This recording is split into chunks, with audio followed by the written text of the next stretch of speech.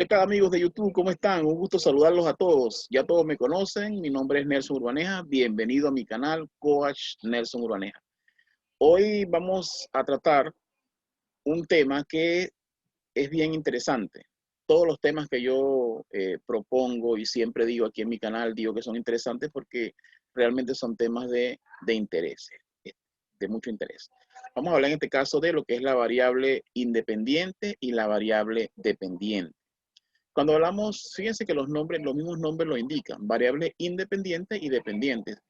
Si ustedes lo visualizan así a simple vista, sin ver los conceptos, ustedes se van a dar cuenta que una variable independiente no depende de nadie y la variable dependiente sí depende. Entonces, hay un concepto, hay muchos conceptos, pues que hay algunos autores que lo definen, pero veamos que la variable independiente es la causa. Veanlo de esa manera, es la causal. Y un concepto bien sencillo es que es la variable que se supone que es el factor que causa, afecta o condiciona en forma determinante la otra variable, que en este caso es la dependiente, perdón. Y la variable dependiente es el efecto. Sí, se le conoce así. Es la variable que resulta afectada por la presencia de la variable independiente.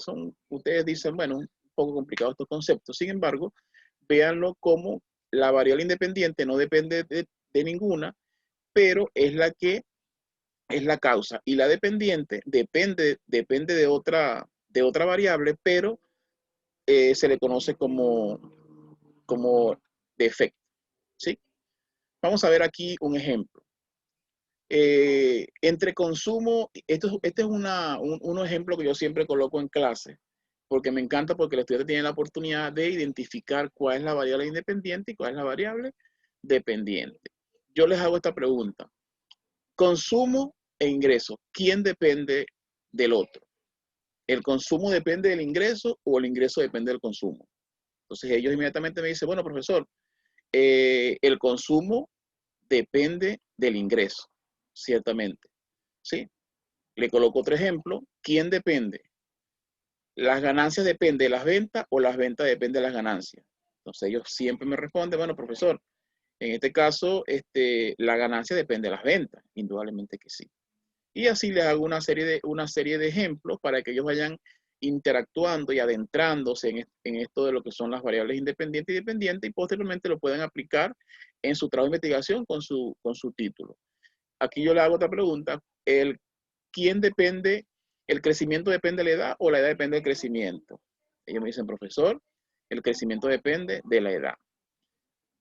¿El cansancio depende del ejercicio o viceversa? Ellos me dicen, profesor, el cansancio depende del ejercicio. Entonces, si de esta manera, con unos ejemplos bien sencillos, ellos van interactuando y van empezando a despertarse esa competencia para poder identificar una variable dependiente y una variable independiente en un título de investigación. Pero también existe una variable que interviene entre la variable independiente y la dependiente y afecta directamente a la dependiente. Se conoce como la variable interviniente, que afecta directamente, como le dije anteriormente, la variable dependiente. Pero bueno, profesor, pero ¿cómo es eso? Explíqueme, ya nos complicó. No. Aquí le tengo un ejemplo sencillo. Una definición sencilla de lo que es una variable interviniente son las que se interponen entre la variable independiente y la variable dependiente, pero influyen directamente en la variable dependiente. Supóngase que tenemos dos variables. La variable independiente, que es la dieta, y la variable dependiente, que es el peso corporal. Es decir, se necesita bajar de peso con una dieta para ver los resultados, pero si interviene una variable, por ejemplo, que son los ejercicios físicos, entonces esa variable interviene y afecta directamente a lo que es la variable dependiente. Al final no se sabe si esa persona bajó de peso por la dieta o por el ejercicio. Muchas gracias, espero les haya servido este ejemplo de lo que es variable dependiente e independiente y puedan aplicarlo a su trabajo de investigación. Muchas gracias, nos vemos en un próximo.